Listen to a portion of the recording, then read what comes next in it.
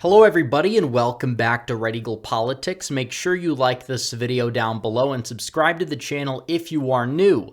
So believe it or not, we have an election tomorrow. It hasn't been talked a lot about extensively, but still Georgia does indeed have a runoff election. This is going to be the final election result we'll get out of the 2022 midterms. It will determine the outcome of one Senate seat in the state of Georgia. Now, who exactly is favored to win this? What did the early vote numbers show? And what is the impact of this election right here? We're going to be talking about all of that and more. But first, I have to tell you guys about our very good friends over at Noble Gold, because 2022 has shown us what might be coming. So if you're fed up with everything being so expensive and the threat of recession hanging over us, it's time to take action. A precious metals IRA uses tax-advantaged gold and silver to keep inflation at bay and give you protection from financial nightmares, and you'll get a stunning, free 3-ounce silver American Virtue coin when you open a qualifying IRA account this month. You can't go wrong with Noble Gold Investments. Call 877-646-5347 to find out more, or visit noblegoldinvestments.com. And remember, there's always a risk of loss, and past performance is not always indicative of future results. So, round one happened in early November, and Raphael Warnock edged out Herschel Walker by 38,000 votes or so. Of course, the Libertarians had to ruin everything again and get 81,000, which would be about double the margin of victory in round one for Warnock. And if those voters would have gone like 2-1 or 3-1 for Walker, as I anticipate they probably would have, Walker would have gotten by in round one without a runoff. But here we are. Republicans are too afraid to take the Libertarians off the ballot with lawsuits the way that Democrats do and have done with the Green Party for quite some time, because they want to look principled, even though their principles are what's causing them to lose and the unprincipled Democrats to win. We have to play to win. We have to do everything possible that we can to win. But either way, they're not doing that. And we'll talk about why in a bit. But either way, this was supposed to be an election where Walker was going to either get the most votes in round one or win, according to a lot of these mainstream media polls, as well as a lot of these right-leaning pollsters that have been accurate in the past. But this election cycle kind of broke all conventional thinking. So we don't really know what's going to happen. We can look at the early vote, but even that doesn't tell us the full story. But still, it's pretty evident that at this point, Raphael Warnock is favored. You could look at the betting odds. He's at 90 cents. Herschel Walker is down there at 10 cents. Now, you could see this here, that the black early vote percentage is up by nearly 3 points from round one, and the white early vote percentage is down by 2%. Now, I will say that the black turnout has been dropping nearly every single day that early voting happened, and white turnout has been increasing. But either way, it's a little bit besides the point. The silver lining here for Herschel Walker is that in many Republican counties, they started early voting much later than Fulton and DeKalb due to several lawsuits they put forward, which, again, they shot themselves in the foot in terms of Walker's ability to get his base to the polls. And this could mean that more Walker voters will show up on election day than expected to reverse this trend, possibly give him a victory.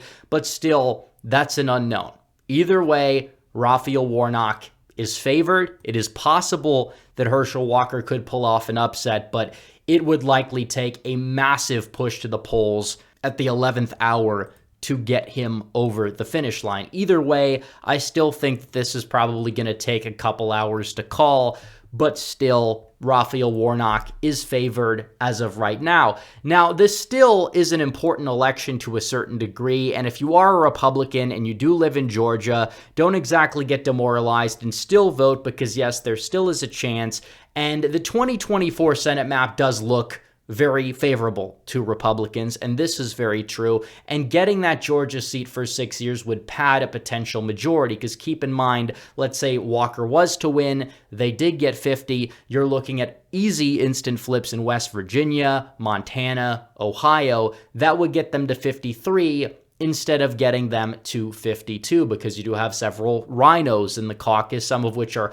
far more egregious rhinos than not, but you have people like Susan Collins and Murkowski that are likely going to vote no on any conservative legislation. Mitt Romney, if he's not primaried out, which he should be, is another example of somebody that would potentially cave when pressured, and we know this because he serves the uniparty, he serves the same establishment, and Republicans have an opportunity to really run the table here in 2024. They're going to have to get their act together for sure. The party's going to have to be unified. I'm not going to say it's going to be a massive red wave. I'm not going to say they're going to get absolutely trounced either, but the chance is there for a lot of pickups because of how favorable that this map in 2024 truly is. And if they're able to get Georgia now, that means they are going to hold off a lot of this bad legislation. You talk about people like Manchin and Sinema. Sinema might be primaried from the left. And for her sake, she's going to want to win that primary. So she's probably going to be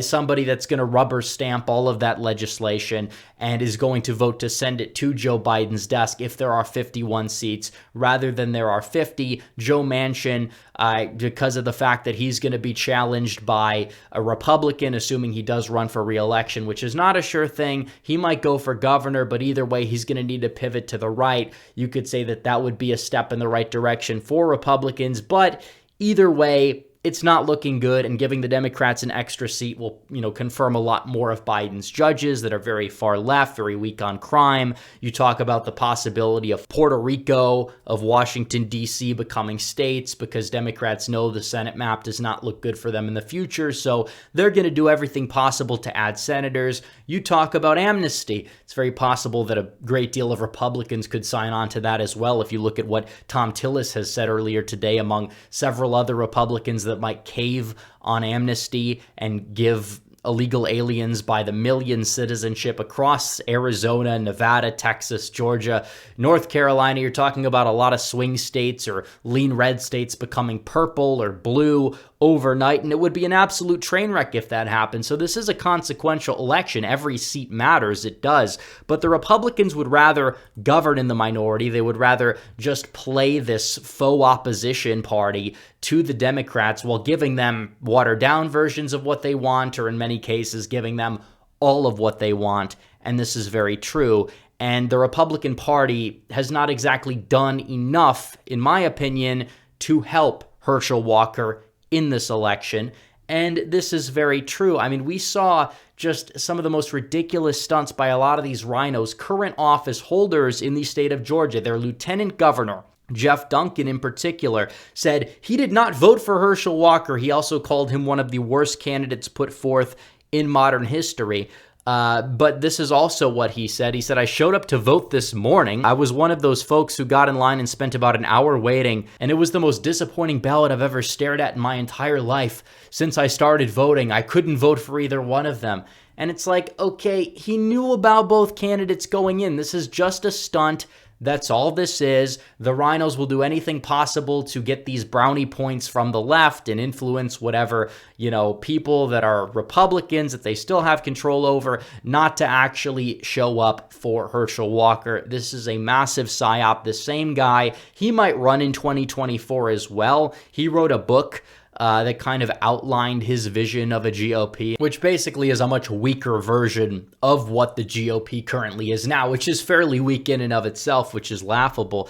But not only is the GOP incompetent, not only are they filled with these losers like Jeff Duncan, they will do anything in their power to sabotage anti-establishment candidates. They'll do anything to sabotage outsiders or candidates that are supported by Trump. And this is very true. You look at what they did during the Senate elections. They did everything they could do to take money that could have gone to Trump-endorsed candidates in swing states. And where did they put that money? Saving Lisa Murkowski in the state of Alaska, or deep red states. And what exactly happened? We know what happened. And Republicans ended up not doing so well compared to expectations during the 2022 election. And Georgia was one of those states. But keep in mind, they want Trump's endorsees to fail so they could use this as like a mandate against him, to try and get him out of the way, to try and get MAGA out of the way, nationalism, populism, etc., out of the way in 2024 by calling it unelectable. Meanwhile, they did everything possible to sabotage these candidates, whether it was by sabotaging them by spending a lot of money against them in the primaries, or whether if it was not helping these candidates during the general election. And they will talk about candidate quality or whatever. Candidate quality is basically whoever the establishment views as somebody that they are willing to help win. And this is very true. Do you think Raphael Warnock, who is somebody that allegedly ran over his wife's foot with a car and is somebody that evicted people from his church over $28, is he somebody that exactly is a high quality candidate? What about John Fetterman, who won by 5? John Fetterman is somebody who has expressed very far left views on literally anything, and he cannot even complete a sentence, but he was able to get by. What about Katie Hobbs in Arizona? You talk about candidate quality. Mandela Barnes, a literal black nationalist, getting within 1 point of an incumbent senator in the state of Wisconsin. Candidate quality is basically whoever the party rallies behind and is somebody that is propped up. That's what candidate quality is. If you have a lot of this infighting and you have the establishment unwilling to be a team player and coordinate and fund certain candidates, then guess what is going to happen? Well, you know what's going to happen, and they're going to continue running with the same candidate quality narrative so they could get the weakest candidates possible, because they would rather have these candidates lose. And this very may well be yet another example of that. So this is what I'll say. I do believe that Raphael Warnock is going to win. My final prediction is that he is going to win by a margin of 51.8% for him to 48.2% for Herschel Walker. Some people might get mad at that. I still encourage people to get out and go vote. I think the county map is going to look identical to the county map in the first round. And we will see what happens from there, but I will be live streaming tomorrow. We will live stream the results as they come in, and I can't wait to see you guys there. So anyways, guys, thanks for watching this video. Like this video down below, comment down below, subscribe to the channel, hit the bell for notifications so you never miss another video. Follow me on social media. The links are all in the description down below. As always, guys, thanks for watching. Red Eagle, out.